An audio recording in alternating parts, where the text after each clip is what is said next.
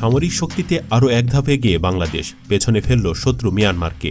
সম্প্রতি Asian military strength 2025 শীর্ষক একটি রিপোর্ট প্রকাশ করে গ্লোবাল ফায়ার পাওয়ার। বিশ্বের সবচেয়ে বড় মহাদেশের 45টি রাষ্ট্রের মধ্যে বাংলাদেশের স্থান 17তম। প্রতিবেশী মিয়ানমারের অবস্থান বাংলাদেশের এক ধাপ নিচে এবং বাংলাদেশের ঠিক ওপরে রয়েছে উত্তর কোরিয়ার অবস্থান। বিশ্বের বিভিন্ন দেশের সামরিক শক্তি পর্যবেক্ষণ করে প্রতি বছর একটি তালিকা প্রকাশ করে সামরিক শক্তি পর্যবেক্ষক প্রতিষ্ঠান গ্লোবাল ফায়ার পাওয়ার। সে অনুযায়ী 2025 সালেও বিশ্বের শীর্ষ 145টি দেশের সামরিক শক্তির র্যাঙ্কিং প্রকাশ করেছে প্রতিষ্ঠানটি। সে র্যাঙ্কিংয়ে 35তম অবস্থানে রয়েছে বাংলাদেশের নাম। তবে এবার কেবল বিশ্বেরই নয়, সেই সাথে আলাদাভাবে এশিয়ান মিলিটারি স্ট্রেংথ 2025 শীর্ষক একটি রিপোর্ট প্রকাশ করেছে। মোট 7টি আলাদা আলাদা বিষয়কে বিচার বিশ্লেষণ করে এই তালিকা তৈরি করা হয়েছে। সৈন্য শক্তির দিক থেকে র্যাঙ্কিংয়ের ক্ষেত্রে অন্যতম গুরুত্বপূর্ণ বিষয় হল সংশ্লিষ্ট রাষ্ট্রের সামরিক বাজেট। এছাড়া কোন দেশের কাছে কী কী অত্যাধুনিক অস্ত্র রয়েছে তালিকা তৈরির সময় সেটিও খতিয়ে দেখেছেন সমীক্ষকরা। সেনাবাহিনীর আকার, নৌবাহিনী এবং বিমান বাহিনীর শক্তিকেও বিবেচনা করা হয়েছে এই সমীক্ষায়। গ্লোবাল ফায়ার পাওয়ারের সূচক অনুযায়ী এশিয়ায় সামরিক শক্তিতে শীর্ষস্থানে রয়েছে রাশিয়া, তবে বিশ্ব র্যাঙ্কিংয়ে শীর্ষস্থান যুক্তরাষ্ট্রের দখলে। তালিকা অনুযায়ী এশিয়ায় সামরিক শক্তিতে রাশিয়ার পরে রয়েছে চীনের অবস্থান। এছাড়া শুরুর দিকে আরও রয়েছে ভারত, তুরস্ক, দক্ষিণ কোরিয়ার মতো দেশ। পরমাণু শক্তিধর হলেও পাকিস্তানের অবস্থান বেশ কিছুটা নিচে, আর বাংলাদেশ রয়েছে 17তম অবস্থানে।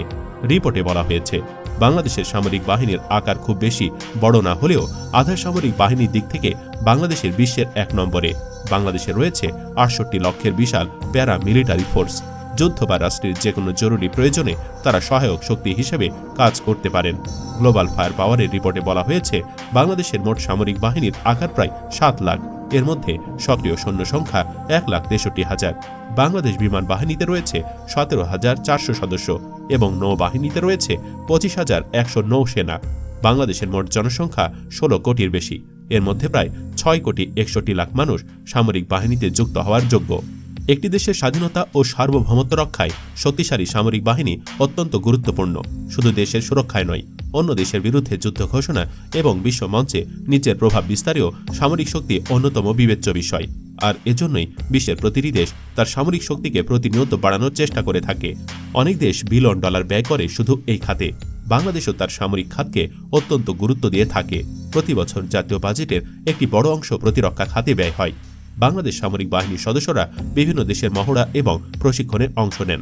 এমনকি জাতিসংঘের শান্তিরক্ষী মিশনে তারা গুরুত্বপূর্ণ ভূমিকা রেখে চলেছেন।